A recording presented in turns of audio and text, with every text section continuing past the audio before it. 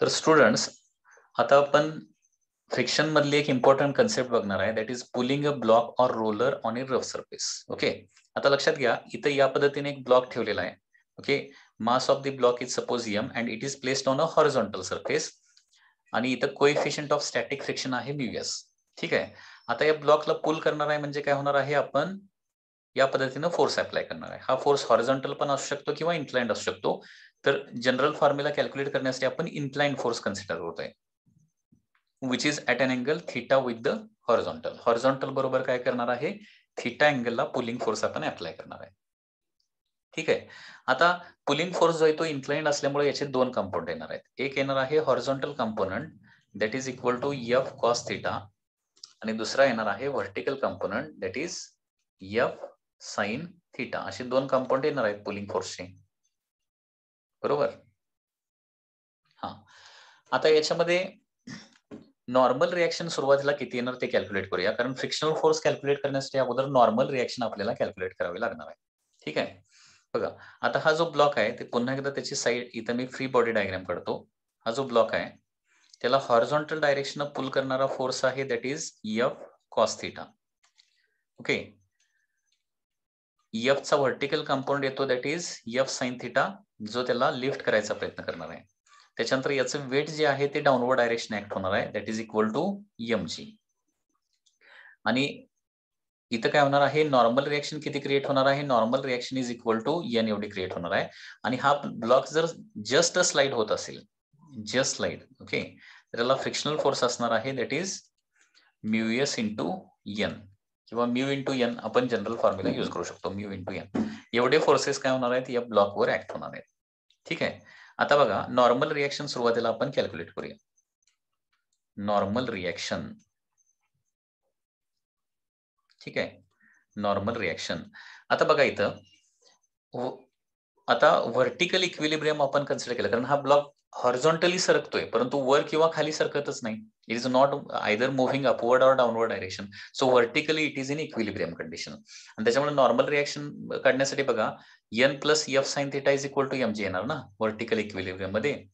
Okay, so n plus F sine theta हा झाला total upward force, and total upward force should be equal to काय असला पाहिजे, total downward force, that is equal to mg. And therefore normal reaction येणार आहे mg minus F sine theta, ही normal reaction येणार आहे. ओके, सो नॉर्मल रिएक्शन किती येणार बघा, mg minus F sine theta. म्हणजे जर फोर्सचा व्हर्टिकल कंपोनंट नसता तर आपल्याला माहित आहे की हॉरिझॉन्टल सरफेस असेल तर नॉर्मल रिएक्शन किती असते, mg. हॉरिझॉन्टल सरफेस असेल तर नॉर्मल रिएक्शन mg असते, पण कधी अपवर्ड फोर्स किंवा डाऊनवर्ड फोर्स काय नसला तर. ओके, तर mg मधलं एफ साइन थिटा काय होणार आहे, सबट्रॅक्ट होणार, आणि तेवढी नॉर्मल रिएक्शन येणार आहे. mg minus F sine theta is the normal reaction. आता फेन block just start to slide, just start to slide. जर block just start to slide होत असेल तर काय होणार बघा, forward force must be equal to backward force असला पाहिजे. म्हणजे फॉरवर्ड फोर्स, पुलिंग फोर्स किती आहे बघा, एफ कॉस थिटा आहे. F cos theta must be equal to काय झालं पाहिजे, frictional force mu S into N झालं पाहिजे. So F cos theta should be equal to काय होणार आहे, mu S into normal reaction किती आहे, mg minus F sine theta येणार आहे. ओके, आता एफ आपल्याला या रिलेशनवरून काय करता येईल, तर पुलिंग फोर्स काढता येईल. म्हणजे त्या ब्लॉकला जस्ट स्लाइड करण्यासाठी, त्याला सरकवण्यासाठी किती फोर्स लावावा लागणार, मिनिमम फोर्स किती लावावा लागणार, याचा फॉर्म्युला या कॅल्क्युलेशनवरून आपल्याला येणार आहे. So F cos theta is equal to mu S into mg minus mu S F sine theta येणार आहे. आता mu S F sine theta LHS ला घेऊया, आणि त्याच्यामुळे काय होणार बघा, F cos theta plus mu S F sine theta is equal to काय येणार आहे, म्यू एस इंटू mg येणार आहे. ठीक आहे, तर याच्यामधून एफ कॉमन काढूया. सो एफ जर कॉमन काढलं तर काय होणार बघा, F in bracket cos theta plus mu S sine theta is equal to mu S mg येणार आहे. ठीक आहे, सो ब्लॉकला जर पुल करायचा असेल तर लागणारा जो फोर्स आहे त्या फोर्सचा फॉर्म्युला येणार आहे, force required is given by formula that is mu s mg upon cos theta plus mu s sin theta येणार आहे. Okay, cos theta plus mu s sin theta येणार आहे. ठीक आहे. So this is the force required to pull the block at an angle theta. म्हणजे एखाद्या M मासच्या ब्लॉकला हॉरिझॉन्टल सरफेसवर थीटा अँगल मध्ये पुल करायचा असेल तर एवढा फोर्स तुम्हाला लागणार आहे. That is mu S into M G divided by काय येणार आहे, cos theta plus mu S sine theta. आता हाच फॉर्म्युला काय करूया आपण, अँगल ऑफ फ्रिक्शनच्या स्वरूपात कन्वर्ट करूया in terms of angle of friction. But यहाँ पे क्या हो जाएगा, mu S is equal to काय असतं, टॅन फाय असतं माहिती आहे ना. अँगल ऑफ फ्रिक्शनच्या स्वरूपात कन्वर्ट करूया टॅन फायच्या स्वरूपात. Mu S is equal to tan phi. मग म्यू एसच्या ठिकाणी टॅन फाय ठेवलं तर काय होणार बघा, म्हणजे हा फॉर्म्युला तुम्हाला पाठच करून ठेवा लागेल, प्रत्येक वेळी एवढं डेरिव्हेशन करता येणार नाही. ओके, म्यू एस म्हणजे काय येणार आहे, M G into tan phi divided by cos theta. Theta म्हणजे काय, फोर्स किती अँगल मध्ये लावलेला आहे. Okay, plus tan phi sine theta. आता काय करतो मी, न्यूमरेटर आणि डिनॉमिनेटरला कॉस फायनं मल्टिप्लाय करतो. म्हणजे काय होणार, एम जी इंटू वर काय राहणार, साइन फाय राहणार ना. बघा, न्यूमरेटर डिनॉमिनेटरला मी काय करणार आहे आता, कॉस फायनं मल्टिप्लाय करणार आहे. म्हणजे आता साइन फाय म्हणजे काय असतं, सॉरी टॅन फाय म्हणजे काय असतं, sine phi by cos phi. Sine phi by cos phi into cos phi केलं तर कॉस फाय न्यूमरेटरचं कॅन्सल होणार आणि न्यूमरेटरला फक्त साइन फाय राहणार. आता डिनॉमिनेटरला काय होणार आहे, कॉस फायनं न्यूमरेटरला मल्टिप्लाय करून झालं, आता डिनॉमिनेटरला मल्टिप्लाय करूया.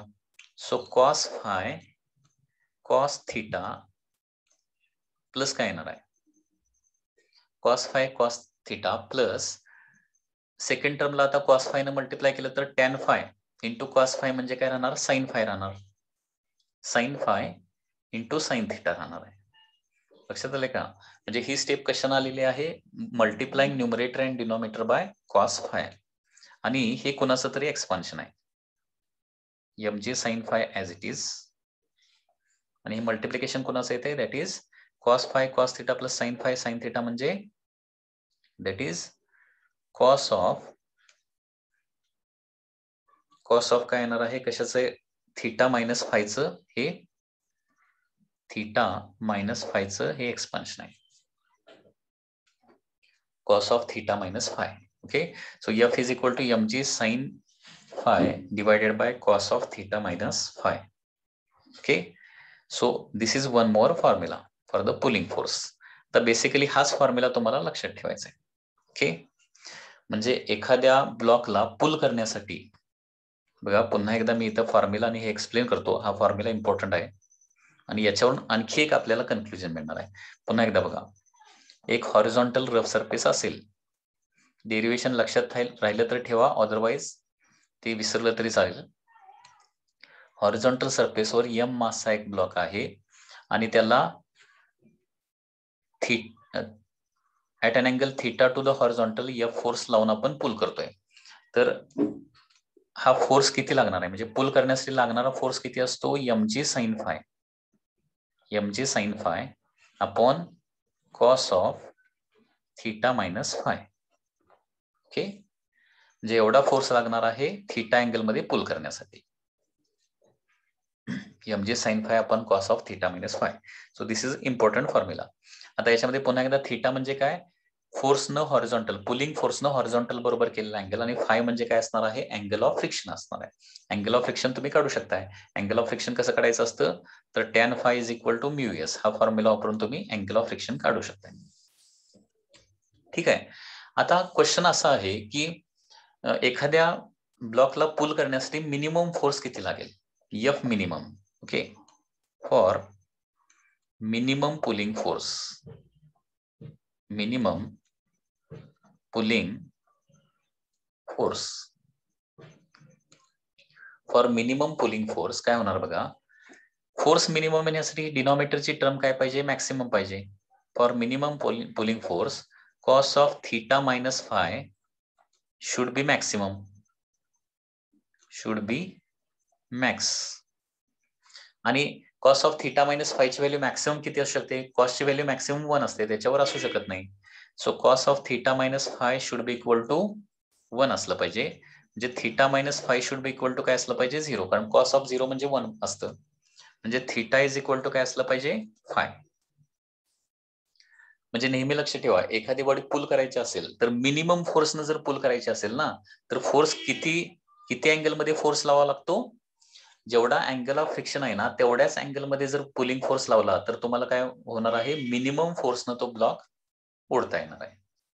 ओके, लक्षात घ्या. नेहमी कुठलाही ऑब्जेक्ट मूव्ह करत असताना, समजा ऍक्च्युअली तुम्हाला एखादा ब्लॉक मूव्ह करायची जर वेळ आली तर काय करायचं? तो ब्लॉक पुल करण्यासाठी बरोबर अँगल किती ठेवला तर मिनिमम फोर्स लागतोय?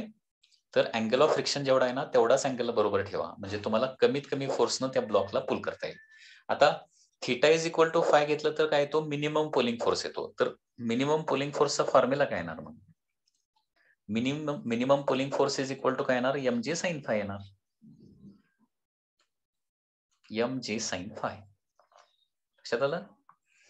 कारण थीटा आणि फाय जर सेम झाले तर काय येणार आहे? कॉस 0 होणार आणि कॉस 0 ची व्हॅल्यू 1. म्हणजे मिनिमम पुलिंग फोर्स असतो mg sin फाय. म्हणजे तुम्हाला आता इथं लक्षात काय ठेवायचे आहे? हे 3 फॉर्म्युले. हा पहिला फॉर्म्युला, एखाद्या ब्लॉकला थीटा अँगल मध्ये पुल करायचा असेल तर एवढा फोर्स लागतो. थीटा अँगल मध्ये पुल करायचा असेल तर. त्याच्यानंतर मिनिमम फोर्सनं पुल करायचा असेल तर तुम्हाला थीटा किती ठेवावा लागणार? एक्झॅक्टली फाय एवढा. आणि मिनिमम पुलिंग फोर्सचा फॉर्म्युला असतो mg sin five.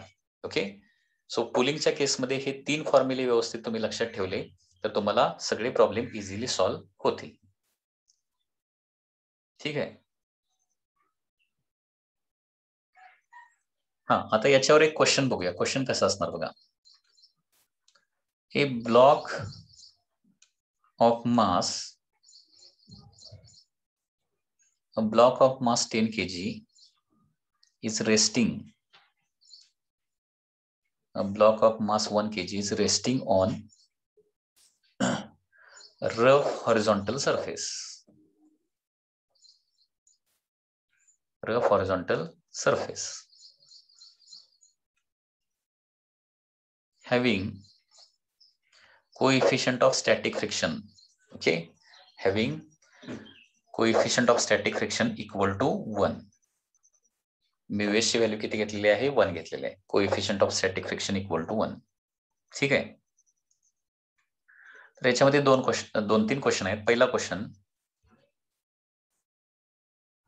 How much force is required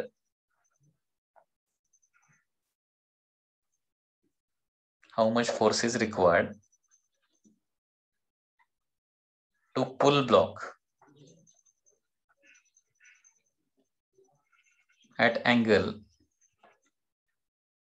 30 degree with horizontal. Pull the block. Okay, 30 degree with horizontal nahi, just a minute. How much force is required to pull the block when force is applied at 30 degree with horizontal? When force is applied at 30 degree with horizontal. 30 degree with horizontal. Second question आहे, what should be angle of force? What should be angle of force to pull block with minimum force? Minimum pulling force. Minimum pulling force. Okay, म्हणजे minimum pulling फोर्सनं ब्लॉकला जर पुल करायचं असेल तर किती angle मध्ये त्याला पुल करावं लागेल? आणि third is that, what is minimum pulling force? What is minimum pulling force? Okay, so this is the standard question related to the pulling of the block. ठीक आहे. आता याचं कॅल्क्युलेशन कसं येणार बघा.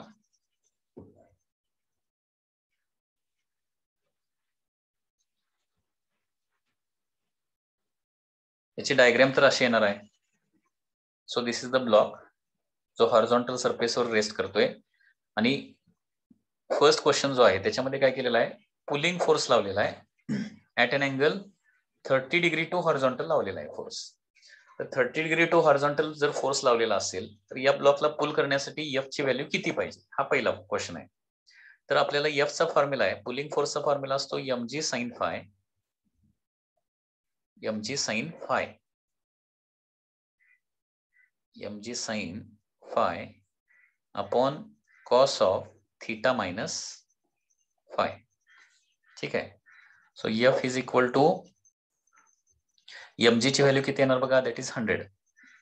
mg ची व्हॅल्यू येणार आहे 100. साइन फाय, त्याच्यासाठी अगोदर साइन फाय ची व्हॅल्यू कॅल्क्युलेट करून करूया, म्हणजे हे दोन व्हॅल्यू अगोदर कॅल्क्युलेट करून घेऊया आणि मग कॅल्क्युलेशन करूया. ओके. आता इथे म्यूएस किती दिलाय, म्यूएस इज इक्वल टू 1 दिलाय, म्यूएस इज इक्वल टू 1 आहे ना, आणि म्यूएस म्हणजे काय असतं, टॅन फाय असतं. So tan phi is equal to 1 येणार, म्हणजे फाय किती येणार आहे, 45 डिग्री येणार. Phi is equal to 45 degree. आणि त्याच्यामुळे साइन फाय ची व्हॅल्यू किती येणार आहे, sine phi is equal to 1/√2 येणार आहे. ठीक आहे. आणि cos of theta minus phi, cos of theta minus phi म्हणजे काय येणार आहे, थीटा किती आहे, सो कॉस ऑफ थीटा आहे 30 डिग्री मायनस फाय आहे 45 डिग्री, म्हणजे काय येणार आहे, कॉस ऑफ -15 येणार. कॉस ऑफ -15 म्हणजे कॉस 15च असतं, माहिती आहे ना. Cos of -15 is nothing but cos of 15 असतं, आणि कॉस 15 ची व्हॅल्यू आपल्याला इथं द्यावी लागणार आहे, त्याच्याशिवाय आपण कॅल्क्युलेट करू शकत नाही. ओके. तर कॉस 15 ची व्हॅल्यू आहे 0.97. ठीक आहे. आता हे कॅल्क्युलेशन करूया. So force is equal to mg ची व्हॅल्यू आहे 100, साइन फाय ची व्हॅल्यू 1/√2. ओके. 1/√2 ची व्हॅल्यू पण पाठ पाहिजे, दॅट इज 0.7071 असतं, माहित आहे आपल्याला. ओके. आणि divided by cos of theta minus phi म्हणजे कॉस 15 ची व्हॅल्यू 0.97 येते. ठीक आहे. आता हे कॅल्क्युलेशन केलं तर 0.97 म्हणजे अप्रॉक्सिमेट कॅल्क्युलेशन करायचं असेल तर 0.97 म्हणजे अप्रॉक्सिमेटली 1 जर कन्सिडर केलं, 100 इंटू 0.7 जर कन्सिडर केलं तर हे आन्सर किती येणार आहे, साधारणपणे 70 न्यूटन किंवा 71 न्यूटनच्या आसपास आन्सर येणार आहे. 71 न्यूटन म्हणजे या ब्लॉकला 30 डिग्री अँगल मध्ये फोर्स लावून जर पुल करायचं असेल तर पुलिंग फोर्स किती लागतो, 71 न्यूटन पुलिंग फोर्स लागणार आहे. Okay. Pulling force should be 71 newton. So this is the answer of question A. आता क्वेश्चन बी चा आन्सर काढूया. क्वेश्चन बी काय आहे, what should be angle of force to pull the block with minimum pulling force. Okay. तर for minimum pulling force काय लागतं सांगा, minimum pulling force साठी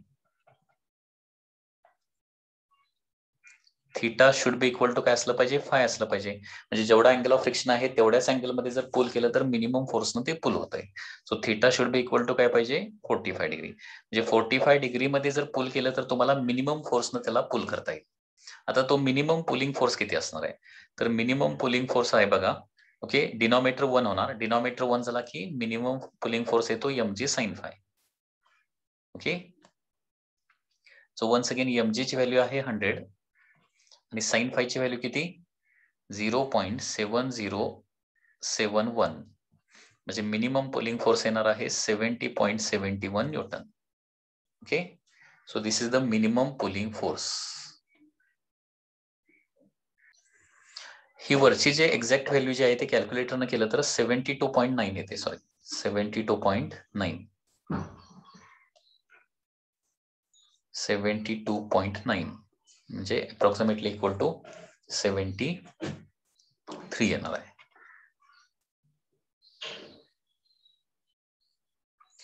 आता सिमिलर दुसरी अशी कन्सेप्ट आहे, दॅट इज पुशिंग ऑफ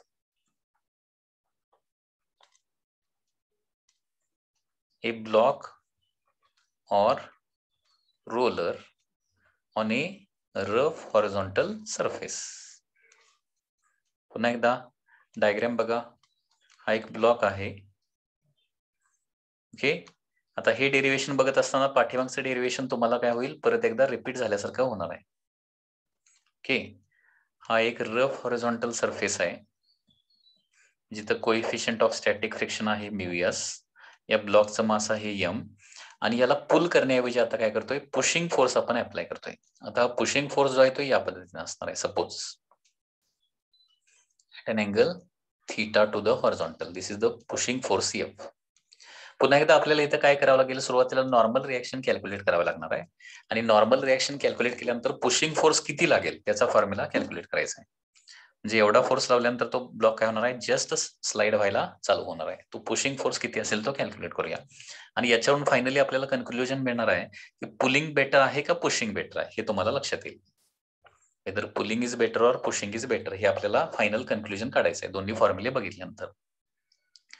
आता बघा, याची फ्री बॉडी डायग्राम पुन्हा एकदा जर आपण बघितली, ओके, या फोर्सचे दोन कंपोनंट येणार आहेत. एक येणार आहे हॉरिझॉन्टल कंपोनंट येणार, दुसरा येणार व्हर्टिकल कंपोनंट.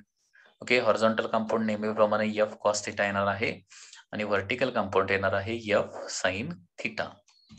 ठीक आहे.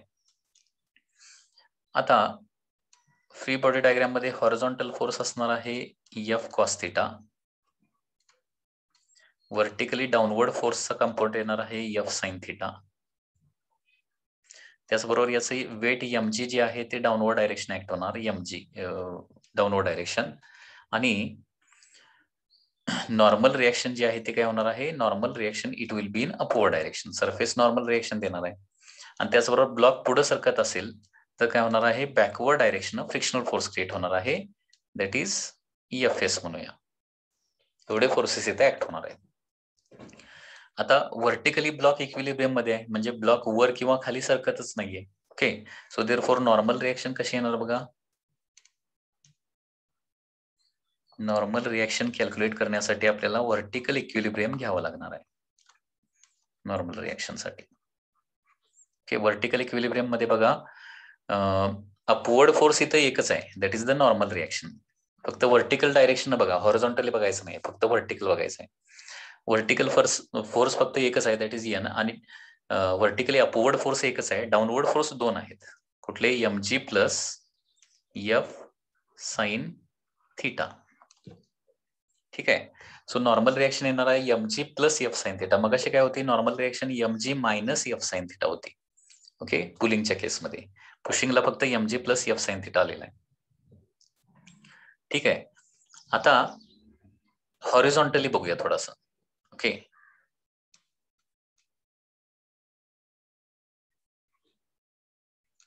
For just sliding of block, त्या ब्लॉकचं जस्ट स्लाइडिंग व्हायचं असेल तर काय होणार बघा, हा F cos theta, okay, F cos theta must be equal to काय झालं पाहिजे, फ्रिक्शनल फोर्स झाला पाहिजे. ओके, म्हणजे स्टॅटिक फ्रिक्शन, म्हणजे F cos theta is equal to FS झालं तर काय होणार आहे, हा ब्लॉक जो आहे तो जस्ट टू स्लाइड असणार आहे, किंवा हे एफएस मॅक्स असणार आहे. ठीक आहे, so F cos theta is equal to FS म्हणजे काय येणार आहे, म्यूएस इंटू एन येणार. So F cos theta is equal to mu s into normal reaction आहे mg plus F sine theta. So F cos theta is equal to mu s mg plus mu s F sine theta. आता हे LHS ला घेऊया. So F cos theta minus mu s F sine theta is equal to mu s mg. So याच्यामध्ये F common काढूया. So F in bracket cos theta minus mu s sine theta is equal to mu s mg येणार आहे. And therefore फोर्सचा formula येणार आहे, okay, pushing फोर्सचा formula येणार आहे mu s mg divided by cos theta minus mu s sine theta येणार आहे, that is the pushing force. Okay, आता हाच फॉर्म्युला आणखी थोडंसं सिम्प्लिफाईड फॉर्म मध्ये लिहूया. कुठल्या फॉर्म मध्ये, that is mu s is equal to tan phi असतं, ते रिप्लेस करूया. म्हणजे अँगल ऑफ फ्रिक्शनच्या स्वरूपात फॉर्म्युला लिहिला तर तो बेटर, लक्षात ठेवायला बेटर आहे. Mu s is equal to tan phi जर ठेवलं तर एफ इज इक्वल टू काय येणार आहे, M G into tan phi येणार, divided by cos theta minus tan phi sine theta, tan phi sine theta. ठीक आहे. आता पुन्हा एकदा न्यूमरेटर डिनॉमिनेटरला काय करूया, कॉस फाय न मल्टिप्लाय करूया. मल्टिप्लाय न्यूमरेटर अँड डिनॉमिनेटर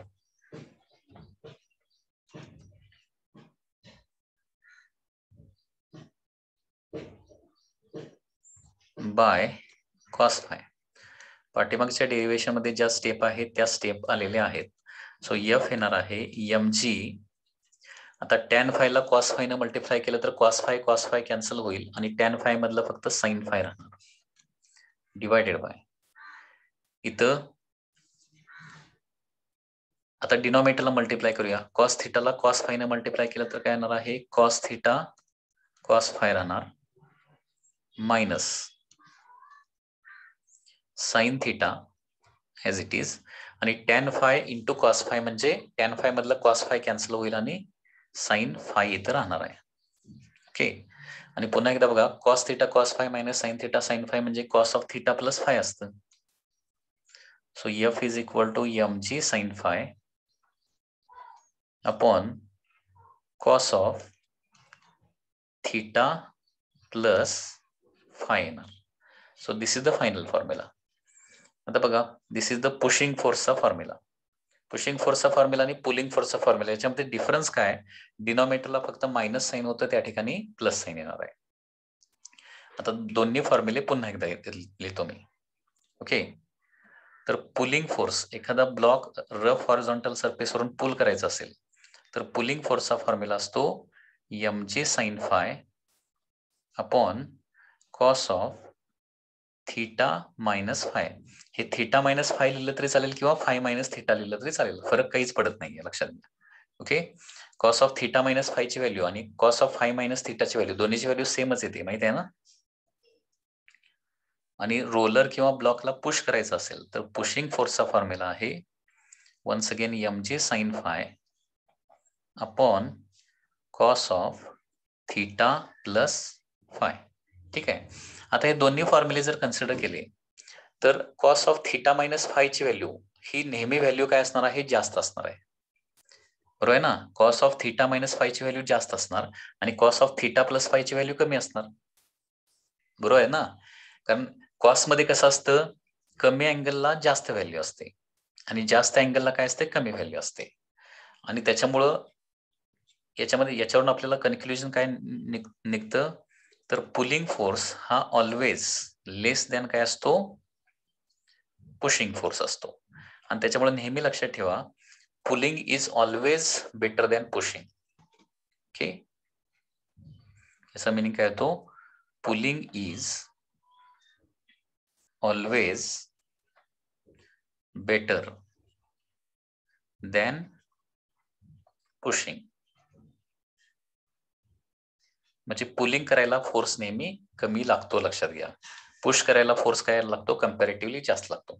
तर पुशिंगच्या केसमध्ये मिनिमम पुशिंग फोर्स अशी काही कन्सेप्ट नाहीये. ओके.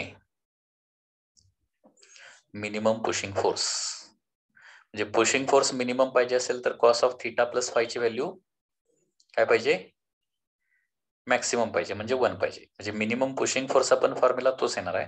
परंतु सेम अँगलला पुल केलं आणि सेम अँगलला पुश पण केलं तर पुलिंग केसमध्ये काय होणार आहे, कमी फोर्स लागणार आणि पुशिंग केसमध्ये काय होणार आहे, जास्त फोर्स लागणार आहे. ओके. आणि त्याच्यामुळे नेहमी लक्षात ठेवा, pulling is always better than pushing. कारण सेम ब्लॉकला पुल करायला कमी फोर्स लागतो आणि पुश करायला जास्त फोर्स लागतो. नेक्स्ट कन्सेप्ट कशी आहे बघा. Next concept is related to the chain which is called as chain problem. Chain problem. तर चेन प्रॉब्लेम मध्ये काय दिलंय बघा, chain of uniform length L is placed on a rough horizontal table.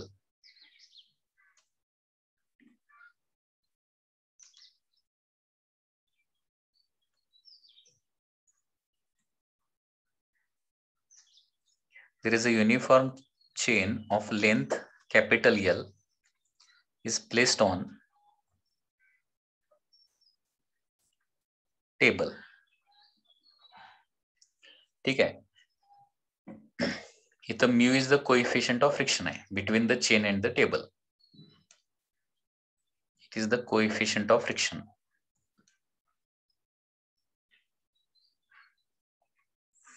between chain and table. ठीक आहे. Mu is the coefficient of friction between chain and the table. आता याच्यामध्ये question असा आहे की what is the maximum fractional length of the chain that can be hung freely from the edge of the table so that chain does not slip down. तर maximum fractional length विचारलंय. Maximum fractional length of chain hanging from table so that chain doesn't slide down.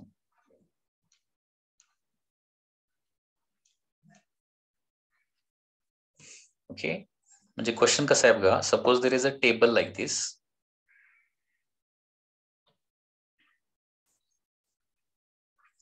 आणि या टेबलवर काय ठेवलेले आहे, एक chain ठेवलेली आहे. आणि चेन कशी ठेवलेली आहे बघा, त्याचा काही पार्ट हँगिंग आहे. हँगिंग आहे. ठीक आहे. तर टोटल एल लेनची चेन असेल तर त्याचा किती पार्ट हँगिंग असला तरी चालू शकेल मॅक्सिमम.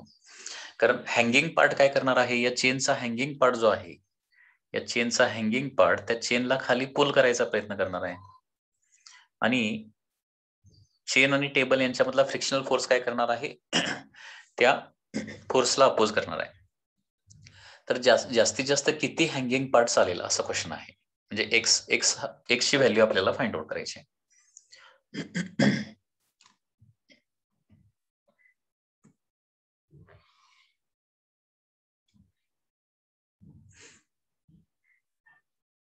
बघा हे कसं कॅल्क्युलेट करता येईल. तर आता या चेनला खाली पुल करणारा फोर्स किती असणार आहे, एवढ्या पार्टचं वेट म्हणजे एक्स पार्टचं वेट. ओके. आता असं डायरेक्टली आपण असं अझ्युम करू शकतो की यल लेंथ ला किती असणार, फॉर एक्झाम्पल यल केजी मास असेल. ठीक आहे. तर एक्स लेंथला किती मास येणार सांगा. एक्स लेंथला यल लेंथला यल केजी मास असेल तर एक्स लेंथला काय येणार, एक्स केजी मास येणार. डायरेक्ट ॲझम्पशन केलं तरी चालेल, काही प्रॉब्लेम नाहीये. म्हणजे हँगिंग पार्टचं मास किती असणार आहे, एक्स केजी असणार. आणि टेबलवरचा मास किती असणार आहे मग, मास on the table.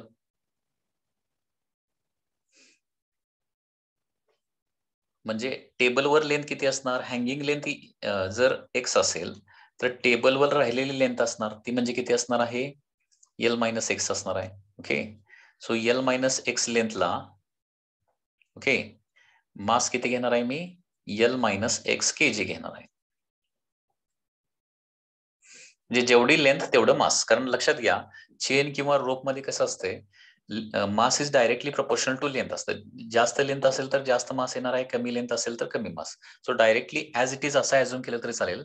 L metre length म्हणजे L KG mass, X metre length म्हणजे एक्स केजी मास, आणि L minus X KG length म्हणजे काय येणार आहे, L minus X KG mass. म्हणजे थोडक्यात इथं काय येणार आहे, हँगिंग मास किती येणार आहे, हँगिंग मास येणार आहे दॅट इज एक्स केजी. लक्षात घ्या. आणि मास ऑन टेबल किती येणार बघा, मास ऑन टेबल येणार आहे एल मायनस एक्स केजी. ठीक आहे. आता या चेनची जर फ्री बॉडी डायग्राम काढायची झाली तर याला खाली पुल करणारा फोर्स असणार आहे एक्स केजी. एक्स केजीचा फोर्स काय करणार आहे, पुल करत असणार आहे. म्हणजे एक्स इंटू जी एवढा फोर्स पुलिंग असणार आहे. आणि अपोज करणारा फोर्स म्हणजे काय असणार आहे, फ्रिक्शनल फोर्स असणार आहे. म्हणजे हा ऍक्च्युअली असा वर जाऊन असा पाठीमागे ओढणारा फोर्स असणार आहे, तो फ्रिक्शनल फोर्स असणार आहे, एफ एस. ओके. आता ही चेन खाली जर स्लिप व्हायची नसेल तर काय झालं पाहिजे, F S should be equal to X into G झालं पाहिजे. बरोबर आहे ना. Fs should be equal to X into G झालं पाहिजे. आता फ्रिक्शनल फोर्सचा फॉर्म्युला काय असतो, mu into normal reaction is equal to X into G. So mu into normal reaction किती येणार बघा, टेबलवर जेवढं मास पडणार आहे तेवढेच नॉर्मल रिएक्शन क्रिएट होणार आहे. So mu into normal reaction म्हणजे एमजी. टेबलवर मास किती आहे बघा, एल मायनस एक्स एवढं मास टेबलवर आहे into G is equal to काय येणार आहे, एक्स इंटू जी. त्याच्यामुळे जी जी कॅन्सल होणार आहे आणि mu into L minus X is equal to काय येणार आहे, mu into L minus X is equal to X येणार आहे. आता आपल्याला ही एक्स ची व्हॅल्यू काढायची ना, किती हँगिंग लेंथ चालू शकेल हे एक्स ची व्हॅल्यू काढायची आहे. So mu L minus mu X is equal to काय येणार आहे, एक्स येणार आहे. And therefore mu into L is equal to X plus mu X येणार.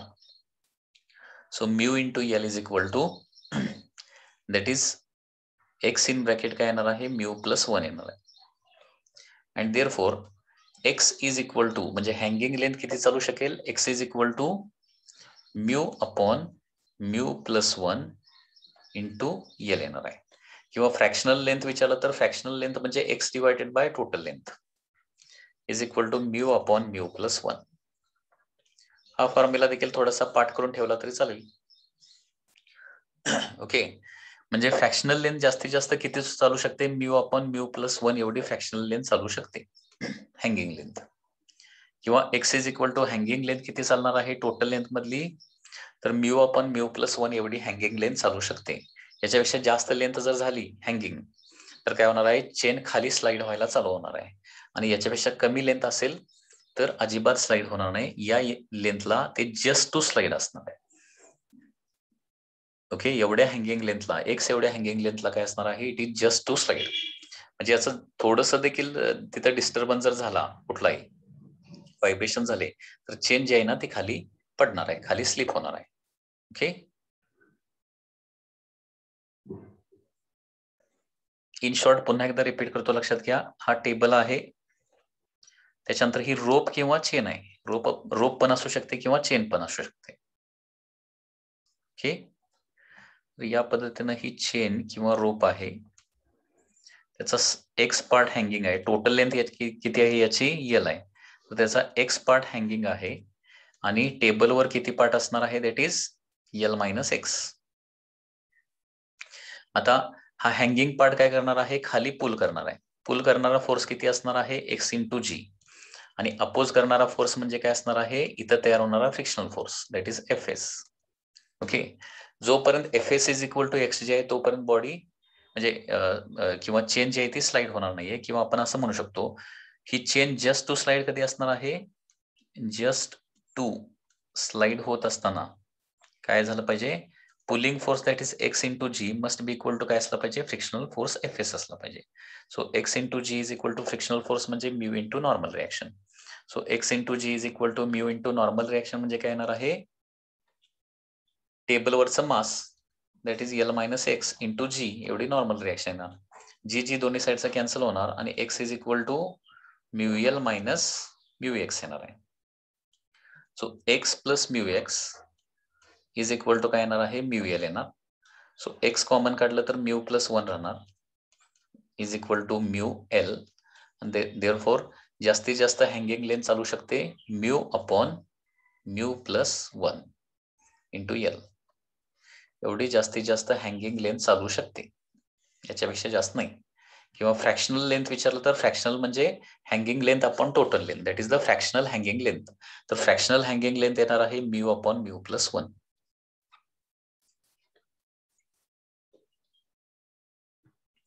आता एक आपण डाऊट घेऊया. डाऊट कसा आहे बघा. So this is the question. तर इथं काय सांगितलंय की इथं 30 डिग्री 60 डिग्री अँगल दिलेले आहेत आणि या पद्धतीने एक रॉड दिलेला आहे, हॉरिझॉन्टल रॉड. ओके, आता हा हॉरिझॉन्टल रॉड इक्विलिब्रियम मध्ये पाहिजे असेल तर एजी बाय जीबी किती पाहिजे, एजी बाय जीबी. ठीक आहे, आता हा जो रॉड एबी आहे त्याची फ्री बॉडी डायग्राम किंवा याच्यावरचे फोर्सेस सगळे जर दाखवायचे झाले तर फोर्सेस कसे येणार बघा. पहिली गोष्ट म्हणजे इकडे टेन्शन येणार आहे that is equal to T1 असणार आहे. इकडे येणारं टेन्शन T1 असणार. ठीक आहे, त्याच्यानंतर इकडे येणार जे टेन्शन आहे that is equal to T2 आहे. आता इथं अँगल 60 डिग्री आहे म्हणजे काय होणार आहे, इथं अँगल काय येणार आहे, व्हर्टिकल बरोबर अँगल इथं 60 येणार आहे.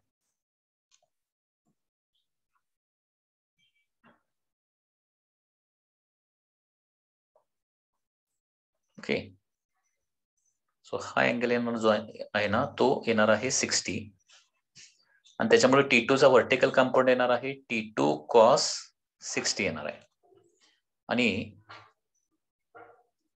हॉरिझॉन्टल कंपाऊंड येणार आहे T2 sin 60. सिमिलरली T1 चे देखील दोन कंपोनंट जर काढले T1 तर हा अँगल आहे 30 डिग्री. T1 चा व्हर्टिकल कंपाऊंड येणार आहे T1 cos 30 आणि हॉरिझॉन्टल कंपाऊंड येणार आहे T1 sin 30. आणि त्याचबरोबर हा काहीतरी G पॉइंट इथं आहे, सपोज तो मिडललाच आहे असं नाहीये, हे आहे A, हे आहे B आणि डाऊनवर्ड आहे वेट W. ठीक आहे, आता सुरुवातीला काय करूया आपण, व्हर्टिकल इक्विलिब्रियम घेऊया. हा रॉड जो आहे तो व्हर्टिकल इक्विलिब्रियम आहे, हॉरिझॉन्टली पण इक्विलिब्रियम आहे. तर हॉरिझॉन्टल इक्विलिब्रियम सपोज घेतलं, हॉरिझॉन्टल नंतर व्हर्टिकल घेऊया. हॉरिझॉन्टल इक्विलिब्रियम, हॉरिझॉन्टल इक्विलिब्रियम म्हणजे काय, force towards left is equal to force towards right. Force towards left किती आहे, एकच दिसतोय. ओके, टुवर्ड्स लेफ्ट किती आहे, T1 sin 30 आहे, T1 sin 30 आणि फोर्स टुवर्ड्स राईट किती आहे, that is T2 sin 60. So T1 into sin 30 म्हणजे 1/2, T2 इंटू sin 60 म्हणजे काय येणार आहे, √3/2. 2 कॅन्सल होणार आहे आणि T1 इज इक्वल टू काय येणार आहे, √3 T2. So this is formula number 1. हे T1 T2 मधलं रिलेशन देते. त्याच्यानंतर व्हर्टिकल इक्विलिब्रियम घेतलं,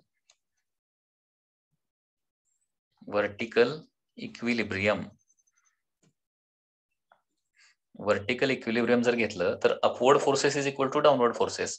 अपवर्ड फोर्सेस दोन आहेत, that is T1 cos 30 okay plus T2 cos 60 is equal to W येणार आहे. ओके, हे सेकंड इक्वेशन आहे, याचं यूज होतंय का नाही माहिती नाही, नंतर बघूया. आता त्याचबरोबर हा जो रॉड आहे ना तो इक्विलिब्रियम मध्ये आहे, म्हणजे हॉरिझॉन्टल इक्विलिब्रियम, व्हर्टिकल इक्विलिब्रियम आणि रोटेशनल इक्विलिब्रियम पण असलं पाहिजे इथं.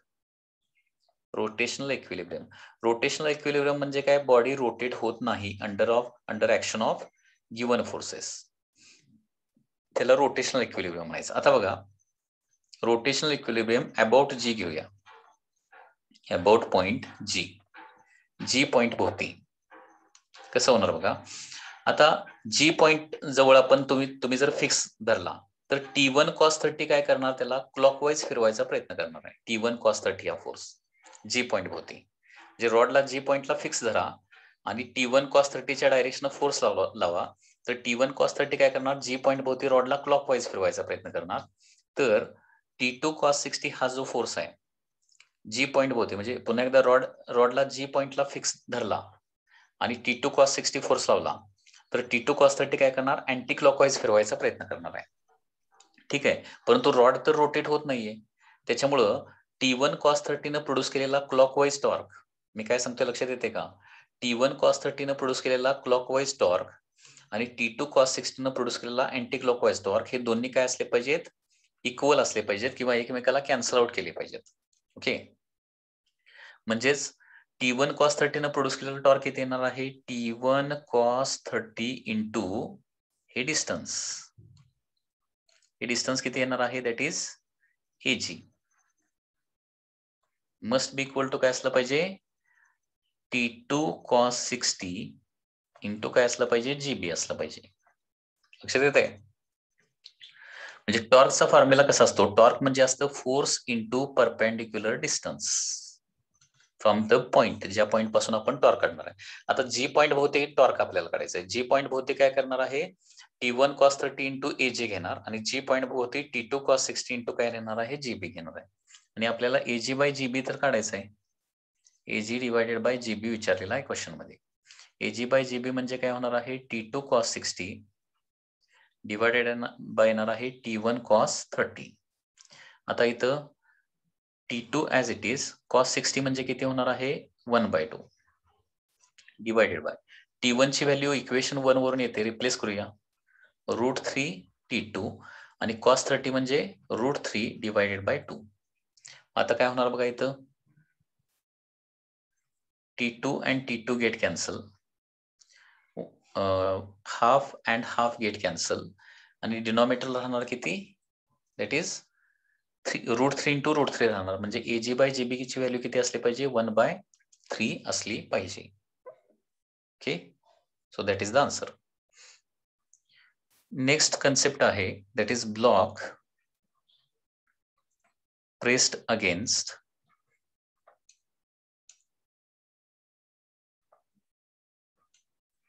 vertical wall.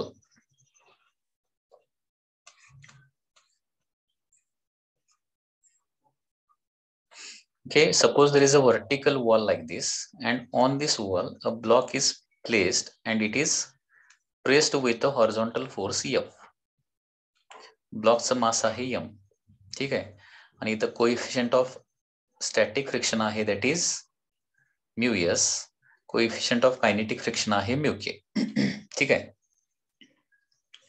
तर पहिली गोष्ट म्हणजे इथे नॉर्मल रिएक्शन किती येणार आहे तर नॉर्मल रिएक्शन येणार आहे मी सांगितलंय तुम्हाला की हॉरिझॉन्टल सरफेस असेल तर नॉर्मल रिएक्शन mg असते तिरका सरफेस असेल तर नॉर्मल रिएक्शन mg cos θ आणि व्हर्टिकल सरफेस असेल ना तर हॉरिझॉन्टल फोर्स जो आहे ना तेवढीच नॉर्मल रिएक्शन येणार आहे कारण जेवढा हॉरिझॉन्टल फोर्स लावणार आहे तेवढीच हॉरिझॉन्टल नॉर्मल रिएक्शन येणार तर इथे नॉर्मल रिएक्शन असणार आहे F.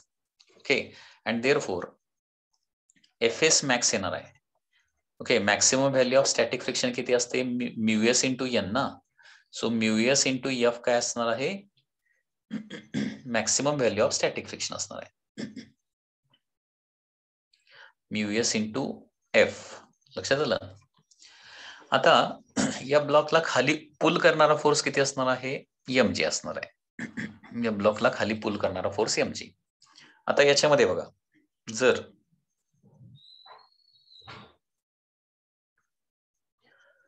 याच्यामध्ये पहिली केस अशी होऊ शकते इफ हा Fs max greater than mg असेल म्हणजे पुलिंग फोर्स कमी आहे आणि frictional force maximum value of static friction जास्त असेल देन काय होणार आहे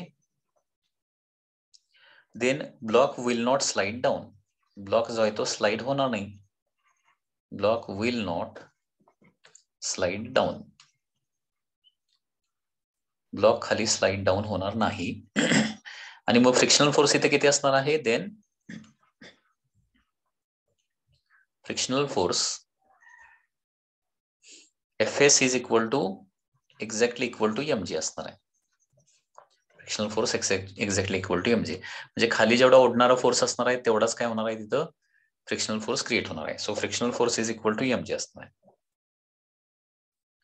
ठीक आहे आणि जर mg जास्त झाला कोणापेक्षा Fs मॅक्स पेक्षा okay if mg becomes more than Fs max then काय होणार आहे block slide down. Block slides down. Block slides down आणि ब्लॉक स्लाइड डाऊन होत असेल तर मग फ्रिक्शनल फोर्स किती असणार आहे फ्रिक्शनल फोर्स असणार आहे kinetic friction. Okay that is Fk is equal to μk into normal reaction एवढा फ्रिक्शनल फोर्स असणार आहे आणि मग डाऊनवर्ड ऍक्सेलरेशन विचारलं डाऊनवर्ड ऍक्सेलरेशन कसं काढणार बघा हा जो ब्लॉक आहे त्याला खाली ओढणारा फोर्स mg असणार आहे अपोज करणारा फोर्स असणार आहे μk into n μk into n म्हणजेच μk इंटू F असणार आहे कारण नॉर्मल रिएक्शन F एवढीच आहे μk इंटू F. ठीक आहे आता mg जास्त असेल तर काय होणार ऍक्सेलरेशन खाली जाणार आहे सो नेट फोर्स येणार आहे mg मायनस μk F येणार आहे हा net force divided by mass हे काय येणार आहे तर ऍक्सेलरेशन डाऊनवर्ड येणार आहे net force divided by mass so mg minus μk F divided by m. So this is the net acceleration in downward direction.